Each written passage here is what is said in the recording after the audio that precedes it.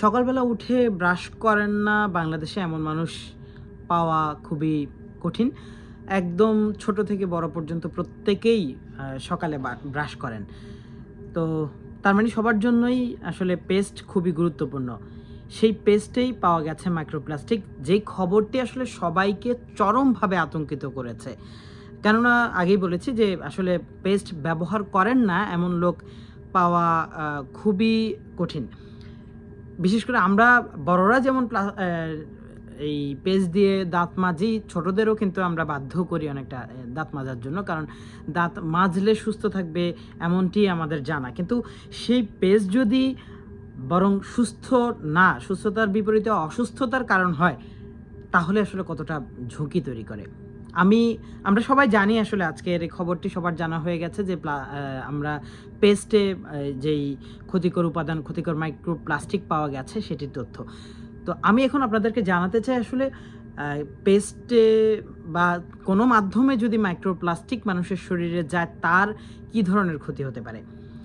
আসলে মাইক্রোপ্লাস্টিক এটা আমরা জানি যে পরিবেশে এটি চরম ক্ষতিকর, প্লাস্টিক ক্ষতিকর এবং সেটি মাইক্রোপ্লাস্টিক আকারে এখন ভেঙে, ভেঙে নানানভাবে মানুষের পেটে যাচ্ছে, মাছের মাধ্যমে, নানান খাবারের মাধ্যমে আসছে। এই খবর প্রতিনিয়তই উঠছে এবং এগুলো আমাদেরকে উদ্বিগ্ন করছে।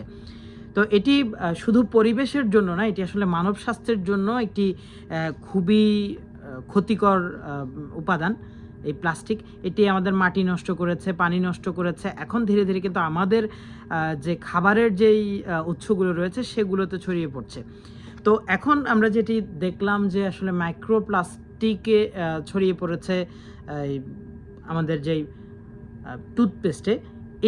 এর মাধ্যমে আমাদের শরীরে গেলে এটি কী হতে পারে? প্রথমত হচ্ছে যে এটি আপনার শ্বাসতন্ত্রকে দুর্বল করে দিবে। অর্থাৎ আপনার ফুসফুসে প্রদাহ হবে, ফুসফুসের কার্যক্ষমতা কমে যাবে, অ্যাজমা হবে, সিওপিডি হবে, এরকম ফুসফুসজনিত বিভিন্ন রোগের সৃষ্টি হওয়ার আশঙ্কা রয়েছে। তারপরে আপনার যে পরিপাকতন্ত্র এর মাধ্যমে ক্ষতিগ্রস্ত হবে, এর মাধ্যমে আপনার অন্ত্রের বিভিন্ন প্রদাহ তৈরি হবে, অন্ত্রের উপকারী যে ব্যাকটেরিয়াগুলো রয়েছে সেগুলোর ভারসাম্য নষ্ট হবে। তারপরে আইবিএস ও ইনফ্লোমেটরি বা বাওয়েল ডিজিজ এ ধরনের বিভিন্ন ডিজিজের ঝুঁকি বেড়ে যাবে। আপনার রোগ প্রতিরোধ সবচেয়ে বড় বিষয় আর কি, রোগ প্রতিরোধ ক্ষমতা এটি কিন্তু কমিয়ে দিবে এবং যার কারণে আপনার যেকোনো রোগী আসলে আপনাকে তখন খুব দ্রুত আঘাত করতে পারবে। রক্তের বিভিন্ন রোগের ঝুঁকি বাড়াবে, যেমন রক্তনালীজনিত, বিশেষ করে ধরেন আপনার হচ্ছে যে সেই নার্ভাস সিস্টেমকে ক্ষতিগ্রস্ত করবে। তারপরে হচ্ছে যে ধরনের আমাদের যাদের আসলে শরীরে আমাদের যাদের রক্তচাপজনিত সমস্যা আছে তাদের রক্তচাপজনিত সমস্যা আরও বাড়াবে, যাদের নাই তাদের ক্ষেত্রে সেটিকে সেটিকে তৈরি করে দিবে। তারপরে হচ্ছে স্ট্রোকের ঝুঁকি বাড়াবে, এটি হৃদরোগের ঝুঁকি বাড়াবে। এইভাবে রক্ত জমাট বাঁধা সংক্রান্ত অনেকগুলো রোগের তৈরি করতে পারে। এরপরে ক্রনিক ডিজিজগুলো অর্থাৎ কিডনির ঝুঁকি তৈরি করবে। তারপরে হচ্ছে যে বিশেষ করে হরমোনের ইমব্যালেন্স তৈরি করবে। এটি হরমোনের ইমব্যালেন্সের কারণে আমাদের কি হয় যে প্রজনন ক্ষমতা কমে যায়। আমরা জানি যে আসলে আমাদের এই মুহূর্তে প্রজনন ক্ষমতা কমে যাওয়ার অনেক চিত্র আমরা দেখি। অনেকের সন্তান না হওয়া মানুষের সংখ্যা বেড়ে যাচ্ছে। এই যে প্লাস্টিক যে আপনি প্রতিনিয়ত খাচ্ছেন এরকম কিছু কারণেই কিন্তু আপনার এটি হচ্ছে। হরমোনের ভারসাম্যহীনতা তৈরি হয়, প্রজনন ক্ষমতা কমে যায়, উর্বরতা হ্রাস পায়। অর্থাৎ যেটি আমি বলেছি যে আপনার সন্তান ধারণের ক্ষমতা বা সন্তান জন্ম দেওয়ার ক্ষমতা কমে আসে, ভ্রূণ কমে যায়। প্লাস্টিক কিন্তু এই সমস্যাগুলো তৈরি করে। এখন চিন্তা করে দেখেন তো, আমরা যারা প্রতিদিন ব্রাশ করছি, এখন অনেকেই বলবেন যে হয়তো আমি তো জাস্ট ব্রাশ করে আমি তো ফেলে দিচ্ছি, কিন্তু ফেলে দিতে গিয়ে কত উপাদান আমাদের মুখের ভিতরে চলে যায় সেটা কি আমরা ধরতে পারি? এটি কিন্তু নিঃসন্দেহে এই মুহূর্তে আমাদের জন্য ঝুঁকির, যে আমরা এই টুথপেস্টের মাধ্যমে প্লাস্টিক গ্রহণ করছিলাম। এখন আমি একটু আপনাদেরকে জানাবো যে আজকে যে সংবাদ সম্মেলনটি হয়েছিল আমি সেখানে উপস্থিত ছিলাম এবং যে তথ্যগুলো আসলে তুলে ধরা হয়েছে যে কোন টুথপেস্টে প্লাস্টিকের মাইক্রোপ্লাস্টিক পাওয়া গেছে এবং কি পরিমাণ পাওয়া গেছে। আমরা বড়দের টুথপেস্টে তো দেখেছি, ছোটদের টুথপেস্টেও কিন্তু প্রচুর দেখা গেছে। প্রথমত বড়দেরগুলোর কথা যদি বলি, বা সর্বোচ্চ থাকা দূষিত উপাদান থাকা মাইক্রোপ্লাস্টিক থাকা প্লাস্টিকগুলোর কথা যদি বলি, যে টুথপেস্টগুলোর কথা যদি বলি, মেডিপ্লাসের একটি আছে মেডিপ্লাস ফ্লুইড জেল, এটিতে সর্বোচ্চ পাওয়া গেছে 320 টি প্লাস্টিকের কণা পাওয়া গেছে প্রতি 100 গ্রাম পেস্টের মধ্যে। তারপরে ক্লোজআপের রেড হট একটা রয়েছে, সেটিতে পাওয়া গেছে 160। ক্লোজআপের মেন্থল ফ্রেশ একটা রয়েছে, সেটাতে পাওয়া গেছে 160টি কণা প্রতি 100 গ্রামে। তারপরে কুডুমু, এটা বাচ্চাদের জন্য, কুডুমু আলট্রা শিল্ড ফর্মুলা স্ট্রবেরি, এটিতে পাওয়া গেছে প্রতি 100 গ্রামে 140টি মাইক্রোপ্লাস্টিক। অর্থাৎ চিন্তা করেন যে আপনি আপনার সন্তানকে 140 গ্রাম যদি 100 গ্রাম যদি পেস্ট ব্যবহার করেন, সেখানে 140টা আপনি তার মুখে কিন্তু প্লাস্টিকের কণা পাঠিয়ে দিচ্ছেন। একইভাবে সিঙ্গেল গ্রিন টি, সেখানে 120টি পাওয়া গেছে। পেপসোডেন্টের অ্যাডভান্স সল্ট সেটিতে 100টি কণা পাওয়া গেছে। হিমালয়ান কমপ্লিট কেয়ার এটিতে পাওয়া গেছে 100টি কণা।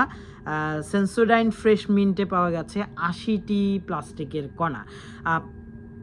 তার চেয়ে বড় বিষয় যে আমাদের যে ছোটদেরগুলো, আমি একটা বলেছি, কুডুমুরটা বলেছি, এর বাইরে ছোটদের আরও কয়েকটি ব্র্যান্ডে একই ধরনের প্লাস্টিকের কণা পাওয়া গেছে।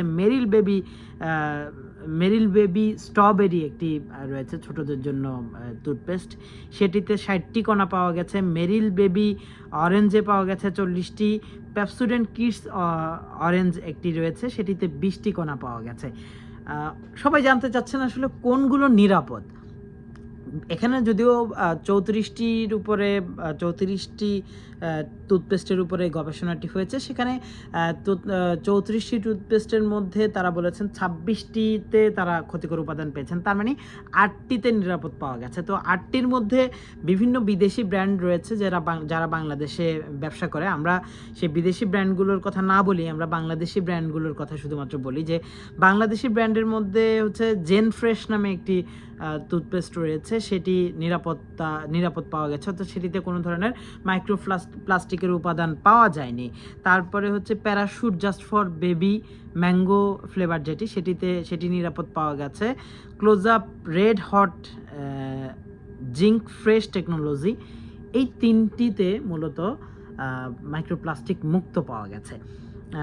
এই পরীক্ষাটি কিভাবে করা হয়েছে এটি নিয়ে হয়তো আপনাদের প্রশ্ন জাগতে পারে বা কেউ প্রশ্ন তুলতে পারেন।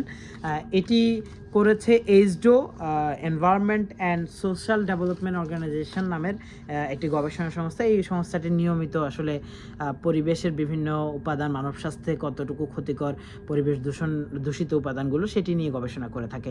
তবে এবার যে গবেষণা প্রতিবেদনটি প্রকাশ হয়েছে, এটি শুধুমাত্র এইচডো নিজে একাই করেনি, তারা জাহাঙ্গীরনগর বিশ্ববিদ্যালয়ের সহযোগিতা নিয়েছে। সেখানে তারা জাহাঙ্গীরনগর বিশ্ববিদ্যালয়ের একটি এনভায়রনমেন্টাল হেলথ অ্যান্ড তাদের যে পরিবেশ বিজ্ঞান বিভাগের এনভায়রনমেন্টাল হেলথ অ্যান্ড ইকোটক্সিকোলজি ল্যাবরেটরিতে মূলত পরীক্ষা করেছিল, সেখান থেকে মূলত এটি পেয়েছে এবং 1 বছর ধরে তারা এটি পরীক্ষা করেছে।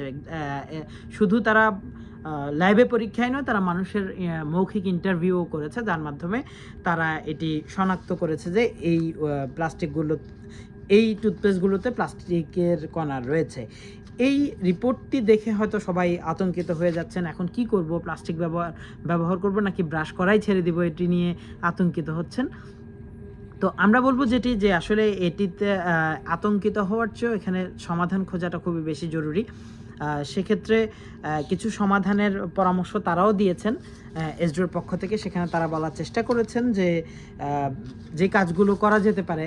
প্রথমত হচ্ছে যেই নিরাপদ পেস্টগুলো রয়েছে, সেই নিরাপদ পেস্টগুলোকে যদি চিহ্নিত করে দেওয়া হয়, মানুষ তাহলে নিরাপদগুলো বেছে ব্যবহার করতে পারবে। এখানে বিএসটিআই বলেছে তারা খুব শিগগিরই তাদের যে পরীক্ষার মানদণ্ডগুলো রয়েছে তার মধ্যে মাইক্রোপ্লাস্টিককে তারা অ্যাড করবেন।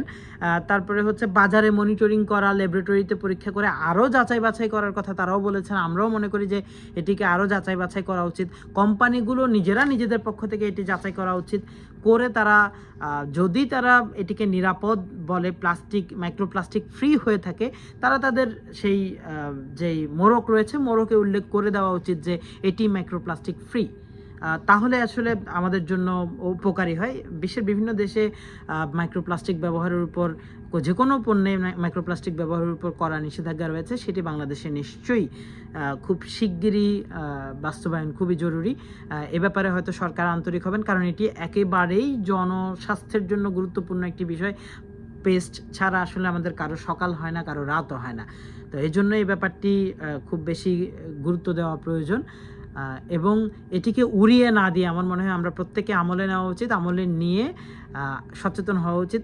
আপাতত আমরা যতগুলো ব্র্যান্ডের ব্যাপারে জেনেছি, যাদের ব্র্যান্ডে মূলত এই মাইক্রোপ্লাস্টিক পাওয়া গেছে, সেগুলোকে বয়কট করে যেগুলো ভালো রয়েছে সেগুলোর দিকে আমরা যদি ঝুঁকে যাই, তখন যেই খারাপ ব্র্যান্ড যেগুলোতে মাইক্রোপ্লাস্টিক রয়েছে, তারা কিন্তু ভালোটা উৎপাদনে উৎসাহিত হবে। আপনাদের কাছে ভালোটা গ্রহণ করার বার্তা দিয়ে আজকের মতো বিদায় নিচ্ছি। আল্লাহ হাফেজ। আসসালামু আলাইকুম।